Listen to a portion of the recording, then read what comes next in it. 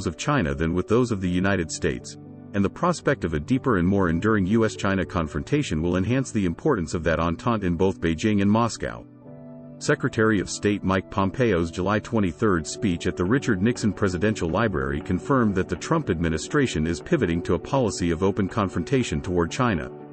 Describing a struggle for freedom with China's ruling Communist Party as the mission of our time, Pompeo called for the United States and like-minded countries to push back against Chinese influence in international institutions, curb Chinese economic growth, and induce China to change in more creative and assertive ways, which some observers have suggested implies pursuing regime change in Beijing.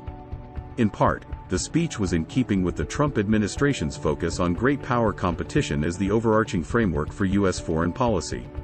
In one important aspect, though, Pompeo's call to arms against China represented a departure from the vision of great power competition laid out in the Trump administration's 2017 National Security Strategy, NSS. It had almost nothing to say about the United States' other great power rival, Russia.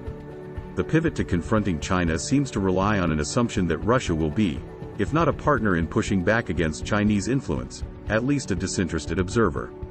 Indeed, Pompeo, and Trump himself, have indicated that they foresee opportunities to work with Russia against China, in part because, they suggest, Russia too is threatened by a China intent on building up its military capabilities, extending its economic reach into Russia's post-Soviet neighborhood, and imposing one-sided trade and investment agreements.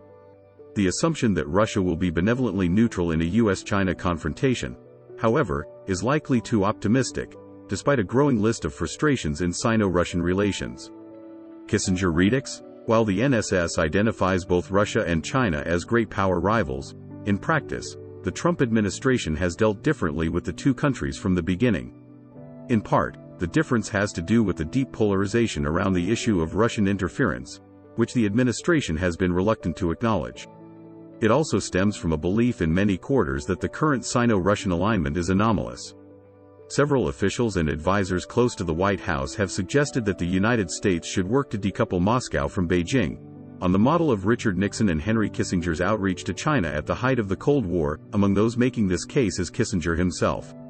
As Pompeo indicated, there are places where we need to work with Russia, notably on arms control and non-proliferation, as part of a containment strategy against China. As an example of this approach, during the run-up to U.S.-Russian arms control talks in Vienna in July, U.S. officials urged their Russian counterparts to lean on Beijing to participate. Moscow nonetheless stuck to its position that the choice to participate, or not, in the Vienna arms control talks was Beijing's alone. Similarly, Russian Foreign Ministry spokeswoman Maria Zakharova dismissed Pompeo's speech as another naive attempt to complicate the Russo-Chinese partnership, which remains the most important factor for stability in the world. Choose your friends wisely. By many measures, the Sino-Russian relationship is one-sided. China is Russia's leading trade partner and source of foreign investment, with Russia's commodity-dependent economy running a sizable trade deficit. Since the beginning of the Ukraine crisis, Chinese firms have acquired equity stakes in some of Russia's largest companies and natural resource developments. Russia is just one link in China's Belt and Road Initiative, and not even the most important. Even as the United States urges allies to reject Chinese telecommunication technology, Chinese companies are building Russia's 5G network. If anything, the demand shock caused by the COVID-19 pandemic is exacerbating this dependence, as Russia looks to China to jumpstart its economy. Meanwhile, China has surpassed Russia as the world's second-largest arms exporter and pushed into traditional Russian markets, sometimes by reverse engineering Russian technology. Concerns about industrial espionage may be responsible for Russia's recent decision to delay the delivery of S-400 air defense systems to China. Nevertheless, Russian officials and analysts emphasize that they do not see China as a threat. However one-sided the relationship, Moscow appreciates that Beijing, in contrast to Washington and its European allies, regards Vladimir Putin as a legitimate partner and does not pose a threat to regime security. Moscow and Beijing have compatible, though not identical, visions of global order. Both would like to see a more democratic, international system in which they have a larger say and where concepts like rule of law and human rights lack universal applicability. Despite Washington's claims that Russia should be worried by China's military buildup, Moscow recognizes that Beijing's growing nuclear, naval, and air forces pose a much greater challenge to U.S. hegemony in the Western Pacific than to Russian interests in Eurasia. Regardless of the objectives behind Russian and Chinese political interference in democratic states, including the United States, both are interested in creating a world safe for authoritarianism and imperial geopolitics, which in turn requires challenging U.S. dominance of the international system. The law of unanticipated consequences. U.S. sanctions policy only reinforces the perception in both Moscow and Beijing that Washington's ultimate goal is regime change. While the initial sanctions on Russia were a tailored response to the annexation of Crimea and invasion of eastern Ukraine from which Moscow could, theoretically, escape by implementing the terms of the Minsk II ceasefire agreement, subsequent rounds have become more ambitious.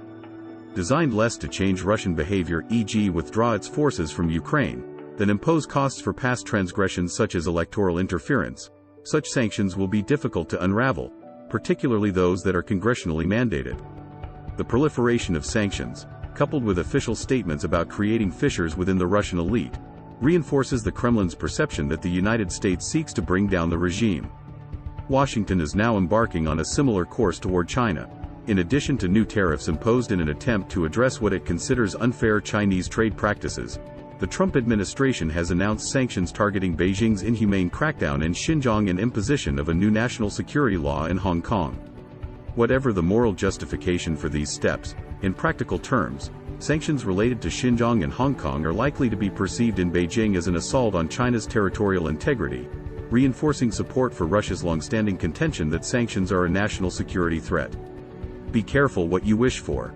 For Russia, the prospect of an escalating U.S. China confrontation is a double-edged sword. On the one hand, it makes Moscow's friendship a more valuable commodity, giving Russia greater leverage in its bilateral relationship with China.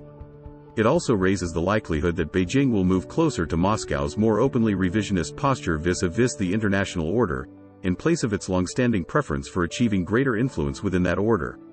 Beijing may also be prepared to offer Moscow some carrots, for instance over energy tariffs or protection of intellectual property. Yet, Russia too will pay a price if the Chinese economy suffers further damage as a result of U.S. sanctions and other punitive measures, or if the U.S. China confrontation deepens the global recession sparked by coronavirus. Russian analysts also note that, as the weakest of the three major powers, Russia will be unable to do much on its own to shape U.S.-China relations, and could find itself dragged into disputes and possibly even conflicts that it would prefer to avoid. It is hard nevertheless to envision a scenario in which Russia backs U.S. efforts against China, or even adopts a posture of benevolent neutrality.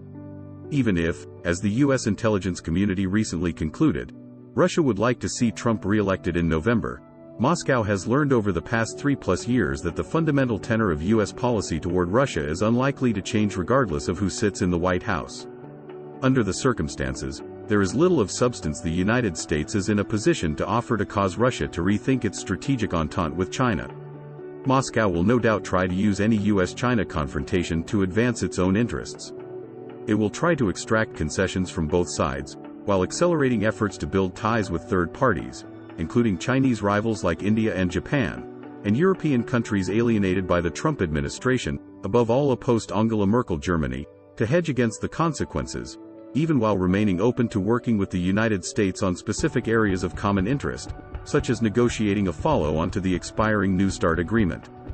Yet on the most basic level, the interests of Putin's Russia are more aligned with those of China than with those of the United States, and the prospect of a deeper and more enduring U.S.-China confrontation will enhance the importance of that entente in both Beijing and Moscow. The views expressed in this article are those of the author and are not an official policy or position of the National Defense University, the Department of Defense or the U.S. government.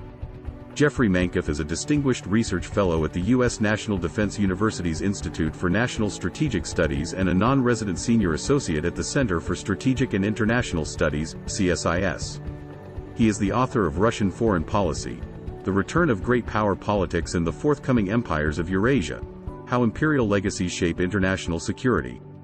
He holds a Ph.D. in Diplomatic History from Yale University.